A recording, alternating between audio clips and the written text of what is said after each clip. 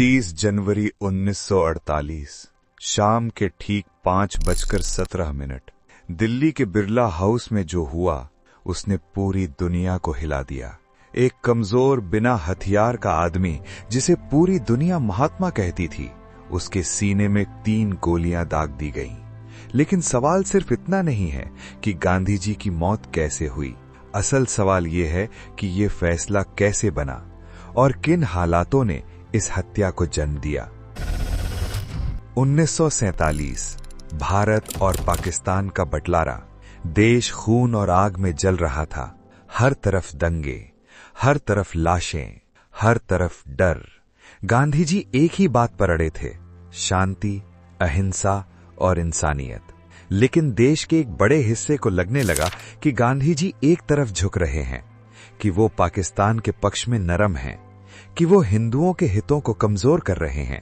धीरे धीरे कुछ लोगों की नजरों में गांधी जी महात्मा नहीं रहे, बल्कि एक समस्या बन गए। इस कहानी का सबसे खतरनाक नाम नाथूराम विनायक गोडसे।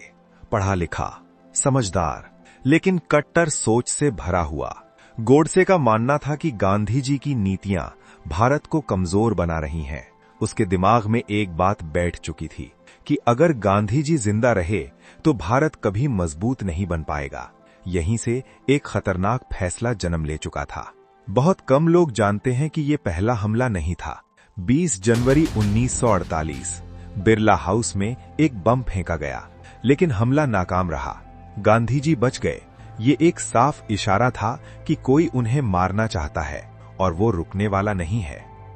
30 जनवरी 1948 गांधी जी रोज की तरह प्रार्थना सभा के लिए जा रहे थे।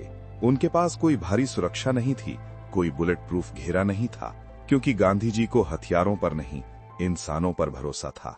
भीड़ में नाथूराम गोडसे खड़ा था, हाथ में पिस्टल और दिमाग में सिर्फ एक सोच, आज या कभी नहीं।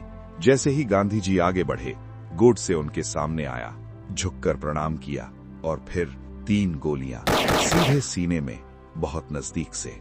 गांधी जी के मुंह से निकले शब्द, हे राम, और उसी पल भारत का महात्मा जमीन पर गिर पड़ा। बिरला हाउस में सन्नाटा छा गया। फिर चीख पुकार, लोग रोने लगे। पूरा देश सदमे में था। गोडसे वहीं पकड़ लिया गया। उसने भागने की कोशिश नहीं की, जैसे उसका काम पूरा हो चुका हो। कोर्ट में गोडसे ने अपना जुर्म कबूल किया, लेकिन उसे कोई पछतावा नहीं था। कोर्ट ने गोडसे और उसके साथी नारायण आप्टे को मौत की सजा सुनाई। 15 नवंबर 1949 दोनों को फांसी दे दी गई। लेकिन गांधी जी की मौत सिर्फ एक आदमी की गोली नहीं थी। ये नफरत का नतीजा थी, ये कट्टर सोच का नतीजा थी, ये असहिष्णुता का नतीजा थी।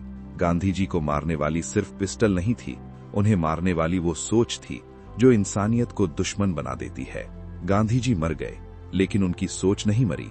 अहिंसा, सच और शांति गोलियों से ज्यादा ताकतवर निकली। और आज भी सवाल जिंदा है, क्या हम गांधी जी को सिर्फ याद करते हैं या उनकी सोच को जीते भी हैं?